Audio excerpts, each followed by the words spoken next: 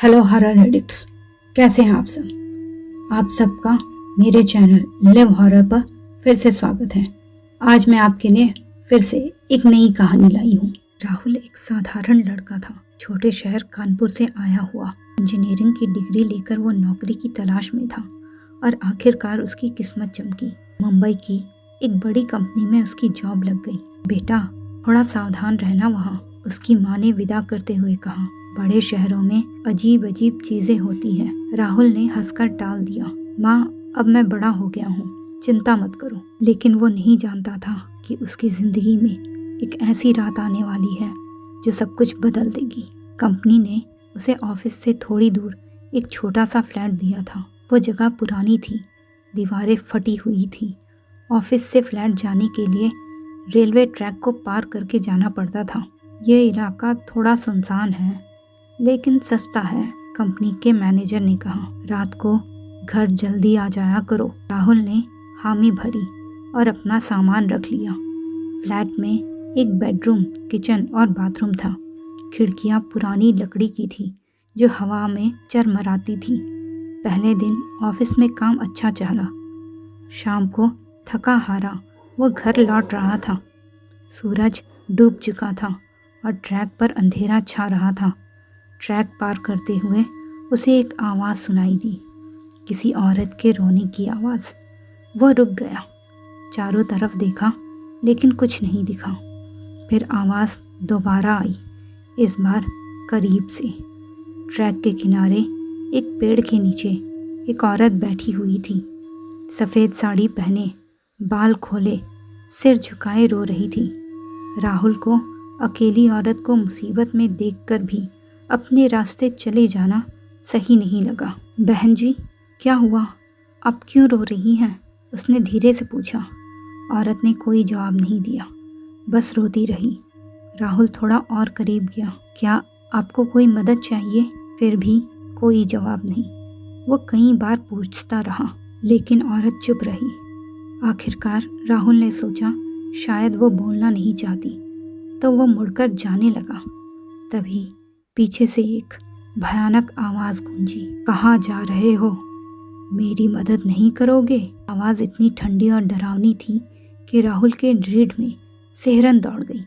वो पलटा और देखा, वो औरत अब खड़ी थी। उसके चेहरे पर खून की धारियाँ, आंखें सफ़ेद और मुस्कान ऐसी जैसे मौत हंस रही हो। तुम कौन हो? राहुल ने कांपते हुए पूछा। औरत खौफनाक हंसी के साथ राहुल की तरफ बढ़ने लगी। राहुल चीखा और भागा। उसके पीछे हंसी की आवाज़ गूंजती रही। वो जैसे तैसे फ्लैट पहुंचा, दरवाज़ा बंद किया और लंबी लंबी सांसें लेने लगा। ये कोई प्रैंक था, सच नहीं था।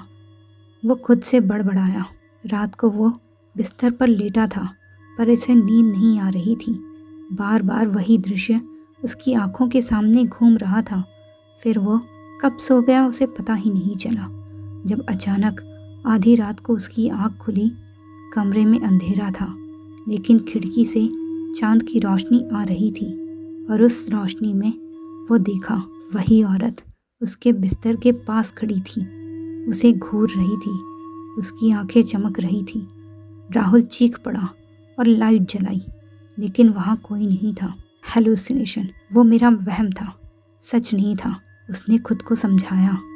वो पूरी रात जागता रहा। सुबह ऑफिस गया लेकिन मन नहीं लग रहा था उसका।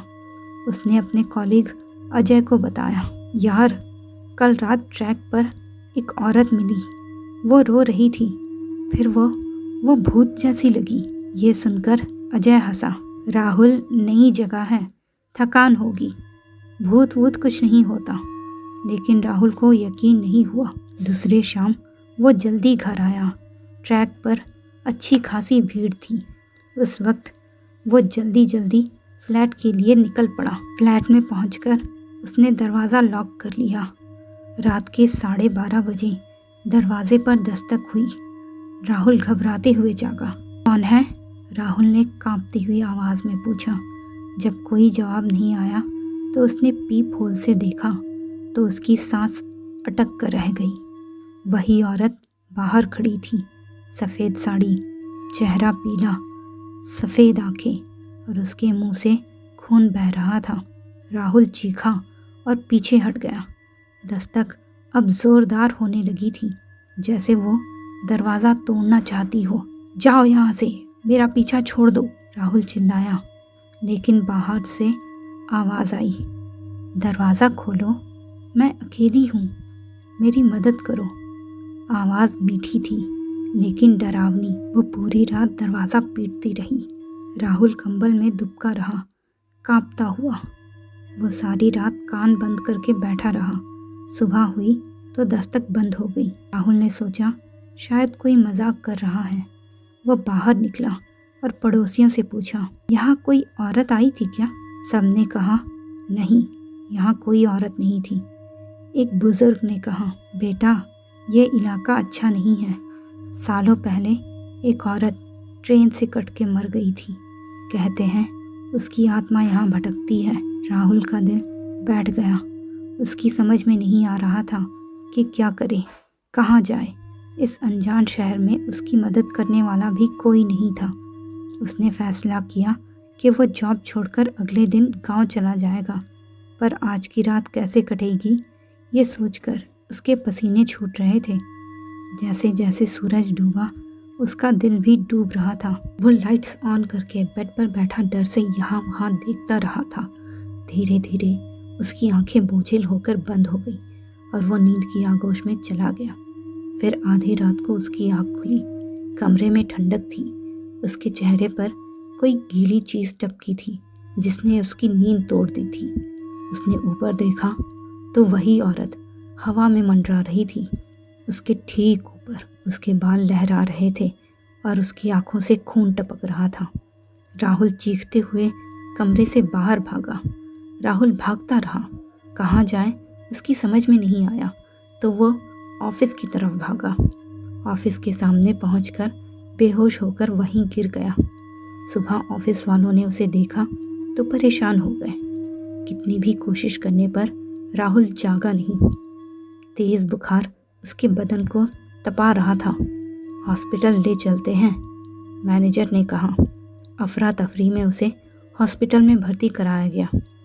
पूरा दिन गुजर गया लेकिन बुखार नहीं उतरा। धीरे धीरे सब लोग अपने अपने घर चले गए, पर अजय उसके साथ रुका हुआ था। रात भी हो गई। अजय राहुल के कैबिन में बैठा टाइम पास के लिए फ़ोन में कुछ देख रहा था।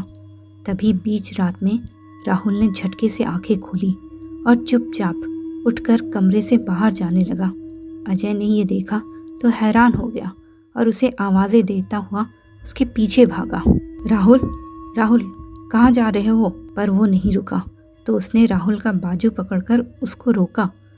राहुल तेज़ी से पलटा।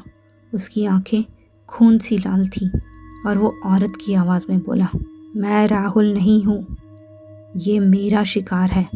आज मैं इसे मारकर अपने साथ ले जाऊंगी। अजय को लगा वो नींद में बड़बड़ा रहा है, इसलिए उसने राहुल को होश में लाने के लिए एक ज़ोरदार थप्पड़ मारा। थप्पड़ पड़ते ही राहुल ज़मीन पर गिर गया।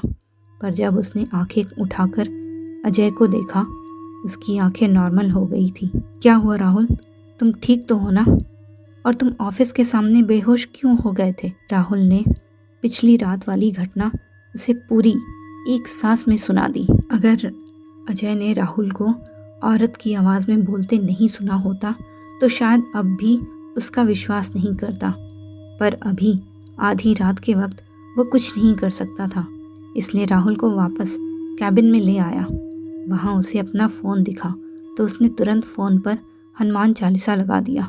जैसे ही सुबह हुई, अजय राहुल को लेकर एक बड़े हनुमान जी के मंदिर ले गया।